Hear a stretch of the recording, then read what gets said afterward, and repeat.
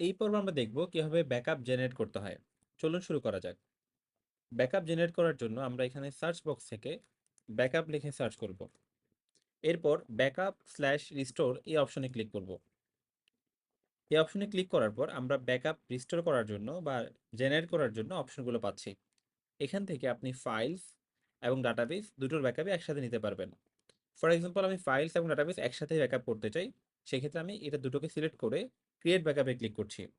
এছাড়াও আপনি যদি শুধুমাত্র ফাইলসের ব্যাকআপ নিতে চান অথবা শুধুমাত্র ডাটাবেজের ব্যাকআপ নিতে চান, সেক্ষেত্রে সেটাকে সিলেক্ট করে আপনি শুধুমাত্র ডাটাবেজ অথবা ফাইলের ব্যাকআপ নিতে পারবেন। সেক্ষেত্রে ক্রিয়েট ব্যাকআপে ক্লিক করলে একটা ব্যাকআপ জেনারেট হয়ে যাবে। তবে এটা কিছু সময় নেবে। আমরা দেখতে পাচ্ছি ব্যাকআপটা কিউতে আছে, অর্থাৎ এটা কিছু সময় নেওয়ার পর অটোমেটিক্যালি এখানে অ্যাভেলেবেল হয়ে যাবে এবং আপনি এখান থেকে এসে সরাসরি ডাউনলোড করতে পারবেন।